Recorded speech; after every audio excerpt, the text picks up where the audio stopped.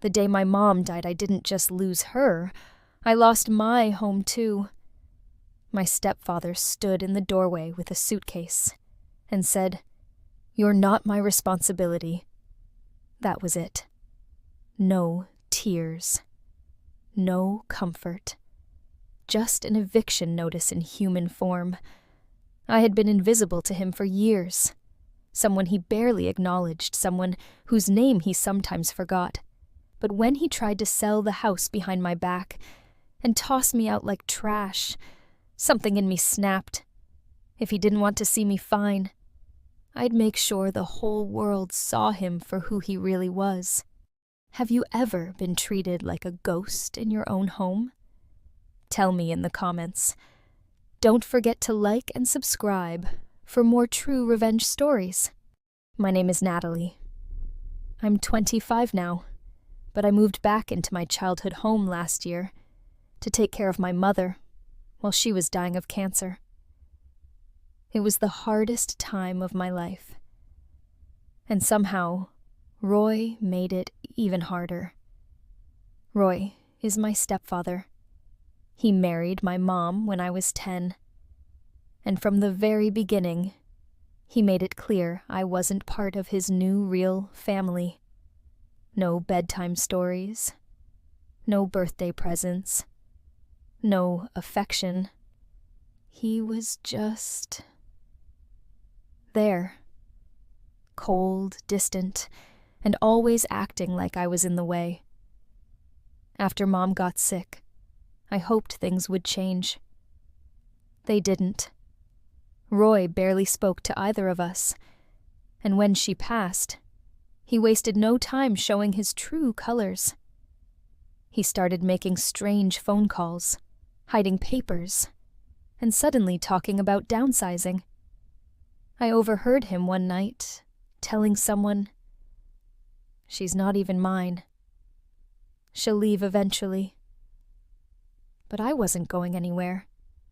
That house was my mother's, and Roy had secrets, and I was about to dig them all up. I don't remember the exact moment I realized Roy didn't care about me.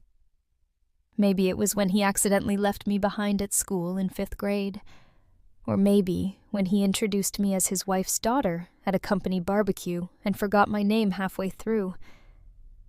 But the moment that stuck, the one that never left, was my 12th birthday. My mom had planned a small party cupcakes, a few friends' balloons. She even got me this little charm bracelet I'd been eyeing for weeks. Roy walked in, saw the decorations, and said, "Why are we wasting money on this?" Just like that, the energy shifted. My mom's smile faded. She pulled me aside later and whispered, "Don't mind him. He's just not good with emotions." But I wasn't stupid. He didn't mind spending money on a new TV for himself, or on fancy tools he barely used. He just didn't think I was worth celebrating. As I got older, the coldness turned into absence. He wasn't violent. He didn't yell. That might have been easier to fight against. No, Roy's specialty was silence. A calculated, dismissive silence. Like I didn't exist unless I was in his way. At school, I worked hard. Straight A's, a part-time job by 16. At home, I became a ghost. I learned to tiptoe around him, to take my plate to my room, to wait until he left to use the kitchen. My mom noticed, of course she did, but I think she felt stuck. Trapped between loyalty to her husband and love for her daughter. She tried to bridge the gap, but Roy never met her halfway. When I graduated high school, he didn't show up. When I moved out for college, he didn't say goodbye. And when I came back years later to care for the woman who had always cared for him, he didn't even offer to help with the hospital visits or sit through one chemo session. Still, I pushed all that aside. For Mom. I cooked for her, cleaned, slept on the floor beside her bed some nights, just to make sure she was okay. I watched her fade day by day. And the whole time, Roy barely looked up from his phone. One time, I caught him researching cruises while she was throwing up blood in the bathroom. But the real punch to the gut came after she died. It was only a week later. I was still crying myself to sleep, waking up expecting to hear her voice, and there Roy was in the living room with a realtor showing her our house. I stood there, mouth open in yesterday's pajamas, while he said the girl, "Oh, she's just here temporarily. I'm handling the estate." I lost it. She's been gone a week, Roy. A week, and you're already selling her house. He didn't flinch. Your mother left everything to me. This isn't your home anymore. It was like my childhood all over again. Only worse. Because now he wasn't just ignoring me. He was erasing me. I moved my things into the basement. It wasn't much, but it was mine. I told him I wasn't leaving until I saw the will. He laughed and said, "Be my guest. You'll be disappointed." But I wasn't planning to just sit around and wait. I started going through my mom's old files. I knew she wouldn't just leave me with nothing. There had to be something, some clue, some protection, something he didn't expect me to find. Instead, I found something he didn't want anyone to see. A sealed envelope buried in a locked drawer in her sewing room. It had Roy's name on it along with a photocopy of a police report from 20 years ago. I read it 3 times to make sure I wasn't imagining it. Roy had been arrested once for inappropriate contact with a minor. The charges were eventually dropped due to lack of evidence, but the report was detailed. There were witness statements, a name I didn't recognize, and something in my gut twisted when I read it. I suddenly remembered how my mom had reacted when I told her I didn't like being alone in the house with Roy when I was 13. She brushed it off. "You're imagining things." But now, I wasn't so sure. That night I couldn't sleep. My heart pounded in my chest. I wasn't just angry anymore. I was terrified. This man was dangerous. And he was about to sell the only home I'd ever known. That's when the shift happened inside me. The girl who used to whisper apologies and hide in corners was gone. I wasn't going to let Roy erase me from my mother's life. I wasn't going to be a shadow anymore. I was going to expose him. And I knew exactly where to start. I had a name now. Melinda C. Harper. The girl in the police report. The one Roy had been accused of touching when she was barely 13. I wasn't sure where she was or what had happened to her, but I knew I had to find her. Because if even one part of that story was true, it meant Roy wasn't just cruel, he was dangerous. I started with online searches. Public records, old newspaper archives, social media.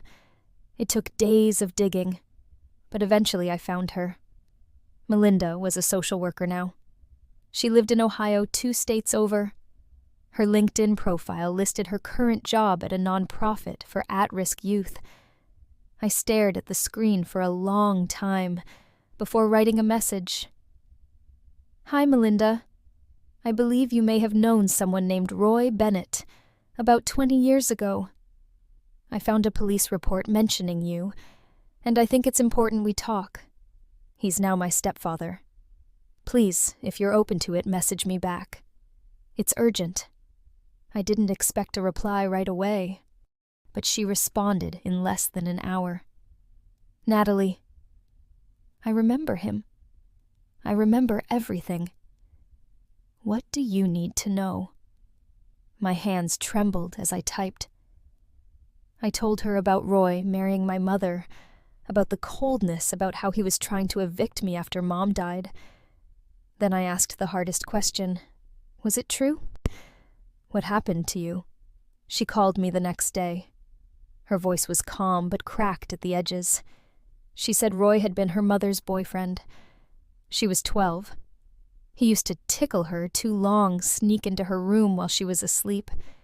She finally told her school counselor and her mom pressed charges, but he denied everything. There were no physical injuries. The case fell apart. He told the police I was lying for attention, Melinda said. Said I had a history of making things up. My mom believed him. She took him back. And I got sent to live with my aunt. My stomach twisted with every word. I told her I believed her, and that I had the report. She asked me to send it along with any other proof I had that Roy was still a threat. That call changed everything. Melinda agreed to make a new statement. She said she did always wanted to, but never had the chance. I didn't know if it would be enough to reopen the case, but with her testimony, things suddenly felt possible. Meanwhile, Roy had no idea any of this was happening. He was busy preparing for an open house, parading realtors through the living room like it was already his. I kept my head down, played the meek girl, stayed quiet, until the letter came. A certified envelope from a probate lawyer. It turns out, my mother had written a second will, just 6 months before she died. Roy had tried to suppress it, but the lawyer, suspicious of some of Roy's actions, had decided to notify me directly. In that will, my mom left me half the house. I felt like I could breathe again, not just because of the property, but because I finally had proof she hadn't forgotten me. She hadn't left everything to Roy. She hadn't chosen him over me. I confronted him that night. "You lied," I said, holding up the letter. "You said she left me nothing." Roy's face went pale. He grabbed the envelope from my hand and scanned it. This is fake. She didn't. She did," I said. "And you knew it. That's why you rushed to sell. You thought you could get rid of me before it came out." He threw the envelope down and stormed off. I followed him. "Oh, and by the way," I added, "I spoke to Melinda Harper. She remembers you." He froze. "I don't know what you're talking about," he said, but his voice cracked. "That was a lie. A stupid kid trying to ruin my life. No, you ruined hers, and now she's coming forward. With a statement. With everything." That was the last time Roy ever tried to intimidate me. A week later, the house was locked in probate, due to the contested will. He couldn't sell it. He couldn't kick me out, and the police had contacted him to schedule an interview about a reopened investigation. But the most shocking part, that came a few days later. I was digging through more of my mom's things in the attic when I found a box. Inside were letters. Hundreds of them. All addressed to me but never given. Birthday cards, encouragement notes, even college congratulations. All from my mother. Every letter talked about how proud she was of me. How sorry she was for not protecting me from Roy more. How she knew something was off, but didn't know how to stop it. She ended one letter with, "One day you'll rise above all this. And when you do, don't look back. Just keep walking." I cried for hours. But they weren't just sad tears. They were angry, relieved, and empowered all at once. Because for the first time in years, I didn't feel invisible. I felt seen. I felt like I mattered. Like I had a voice, and I wasn't done using it. Roy's world was cracking fast, and I was about to deliver the final blow. The day everything exploded started like any other. Cold coffee. Silence in the kitchen. Roy sitting in the living room with the TV blasting some angry political commentator. Like it was gospel. I was halfway down the stairs when I heard him on the phone. No, she's not going to be a problem. The lawyer's bluffing. Once I finalize this sale, she'll be out. Trust me. She doesn't have the stomach to fight. I stopped. My blood ran cold. He was still trying to sell the house. Still scheming. Even after I had the updated will, even after Melinda agreed to testify, he was convinced I would give up. Like always, I stepped back upstairs, closed the door to my room, and just sat on the floor. My fingers dug into the carpet as a slow, burning rage took over my chest. I had fought so hard. I had given everything to take care of my mother. And this man, this parasite, still thought he could silence me. I wanted to scream. I wanted to break something. But mostly, I wanted him gone. Not just from the house. From my life. From anyone's life. That afternoon, the realtor came again. I watched her through the window. She smiled and shook Roy's hand, carrying a folder with glossy printouts of my childhood home, like it was a product on sale. I didn't know what she'd been told. Maybe Roy said I was a squatter, or a moody niece overstaying her welcome, but I'd had enough. I walked into the living room mid-conversation. Roy's face dropped. This house is under legal dispute, I told the realtor calmly. Half of it belongs to me. There's an active probate case and a pending investigation into the man trying to sell it. The realtor blinked. I wasn't told that. You were being lied to, I said, locking eyes with Roy. By a man who's been hiding his criminal past and manipulating legal documents. Would you like me to show you the police file? The realtor slowly lowered her folder. I think I need to make a few calls. Roy exploded the moment she left. What the hell do you think you're doing? You're ruining everything. I stood my ground. I'm saving what's mine. What Mom wanted me to have. You don't get to erase me. He marched toward me. You ungrateful little, but he didn't finish. Something about the way I looked at him must have stopped him, because I wasn't backing down this time. And I think for the first time he saw it. Later that night, I found the worst betrayal of all. I had gone into the garage to find an old photo album. My mom kept family photos in boxes stacked on a shelf, but one of the boxes marked Natalie. School was missing.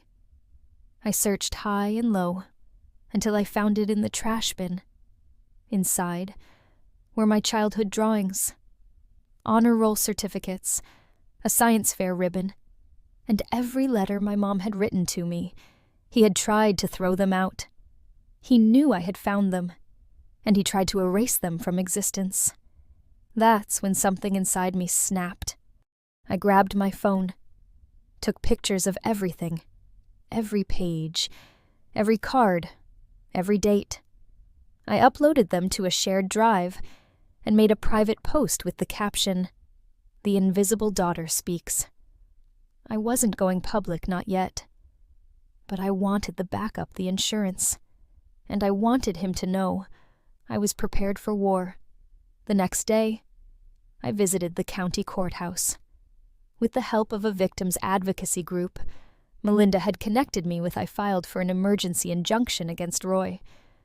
The reopened case from Melinda's testimony had now reached local authorities. A detective had contacted her, and now they wanted to speak to me about patterns, about anything strange I had noticed growing up. I gave them everything. The report, the letter, the near silent years of emotional neglect, the cold, calculated eviction attempt. I laid it bare. All of it. I remember sitting in the station afterward staring down at my shaking hands. I hadn't eaten all day. My mouth was dry, but I felt something I hadn't felt in years. Power. Not revenge. Not yet. But the sheer power of finally being heard. Of no longer sitting quietly while someone tore my life apart. When I got home, Roy was waiting for me. He looked smaller now, paler, a man who could feel the walls closing in. "You think you've won?" he sneered. I didn't answer. I walked past him, but then he said something that stopped me cold. "She always loved me more, you know. Even at the end. She knew you couldn't handle things on your own. That's why she left it all to me. It was a lie. I knew it was a lie. But it hit like a knife." I turned around. My voice shook, but it didn't break. She loved me enough to write hundreds of letters. She loved me enough to fight the cancer for as long as she could, so I wouldn't have to say goodbye so soon. And she loved me enough to protect part of this house from you, even when she was dying. He flinched. Just a little. But I saw it. That's more than you'll ever deserve. Then I walked upstairs. And that night, I made my final decision. No more reacting. No more defending. It was time to go on the offense. I wasn't going to just survive this. I was going to win, and I would make sure Roy Bennett never hurt another girl again. The day after Roy's last dig, the one about my mom loving him more, I stayed in bed until noon. Not out of weakness, but because I needed silence. I needed space to think. The house was quiet. No footsteps. No clinking dishes. Roy had left early, probably, to meet another lawyer, or dig himself deeper into his own hole. It gave me a moment to breathe, to sit with everything that had happened. I thought about the letters, the charm bracelet I'd found buried under my mom's pillow, the nights we laughed in the kitchen while Roy locked himself in his den, and the way she looked at me when I read to her during chemo, like I was her whole world. She had loved me. She had seen me. It was Roy who chose not to.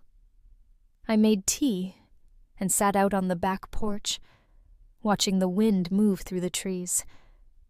For the first time in months, I didn't feel like I had to prove myself. I wasn't scared of what Roy might say or do. I had taken back the narrative. He could spin his lies all day, but the truth was now documented, witnessed, protected. That afternoon, my phone buzzed.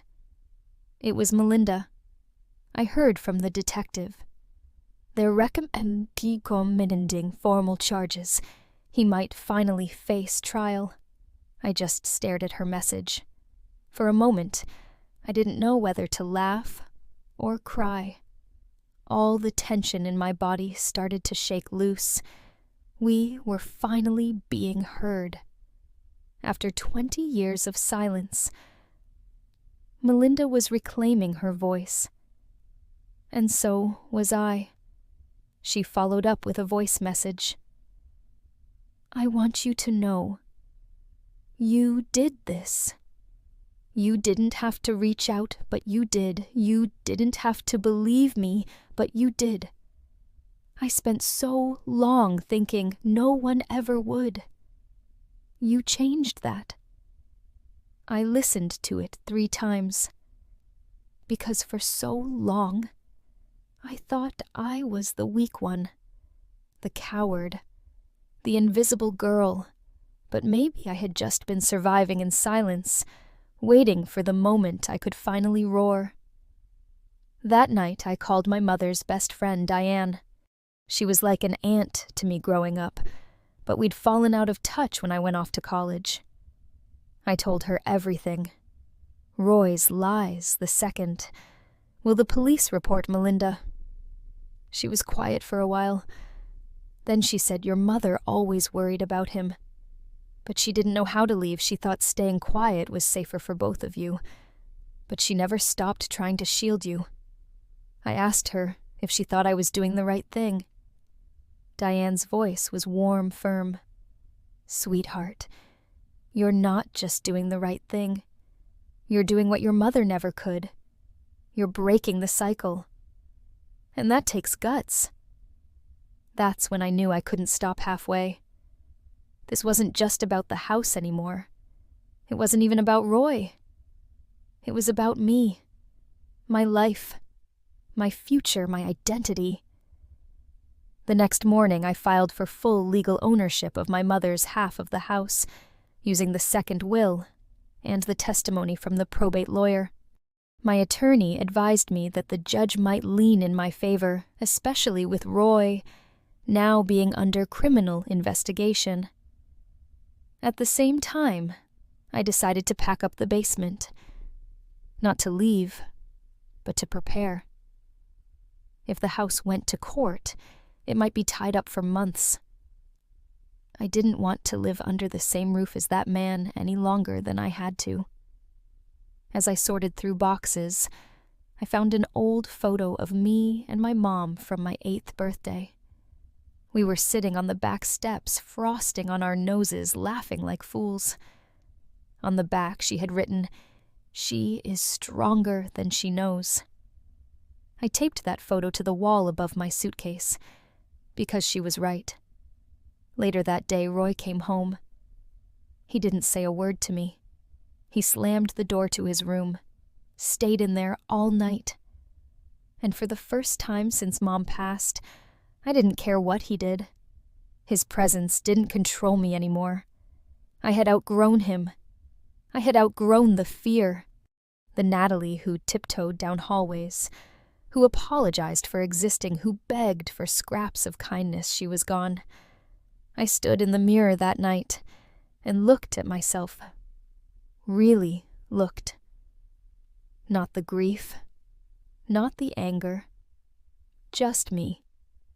Strong, still healing, but no longer broken. Then I made my choice. I called the detective and agreed to testify if the case against Roy went to trial. I sent a message to the lawyer push for full ownership. I'm not backing down. And I left a letter on the kitchen table. Roy, you tried to erase me, but you didn't realize what you erase I rewrite. I'm not your victim. I never was. I'm Natalie, and this is the last time you'll underestimate me. I didn't wait for him to read it, because I was already moving forward. 3 weeks later, Roy Bennett was arrested. It wasn't a dramatic chase or a shouting match. Just 2 plainclothes detectives arriving at the front door with a warrant. I watched from the upstairs window as they calmly placed him in handcuffs. He tried to argue, of course. Tried to claim it was all lies. But the detectives simply read the charges out loud.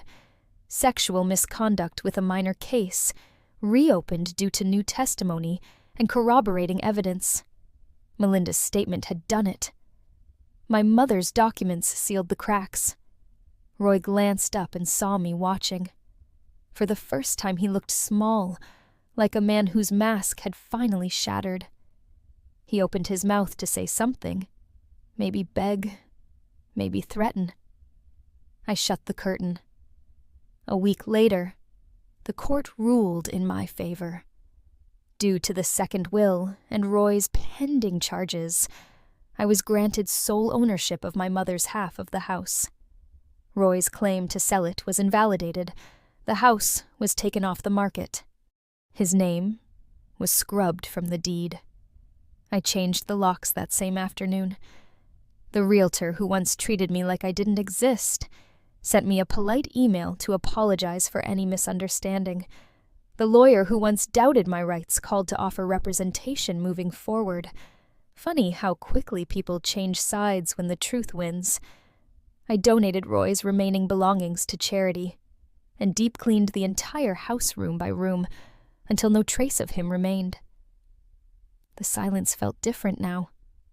Not hollow, not cold, just peaceful and freeing.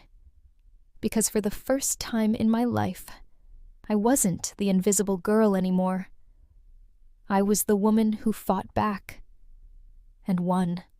These days the house feels different. The walls don't echo with tension. The floors don't creak with fear. It's still the same place I grew up, but now it finally feels like mine. I've turned Mom's old sewing room into a writing nook. I light her favorite candles at night, and sometimes I read her letters when I need to remember who I am and who she knew I could become. Roy's shadow no longer lingers here. I look back and see a girl who spent too long being quiet, too long shrinking herself to make others comfortable.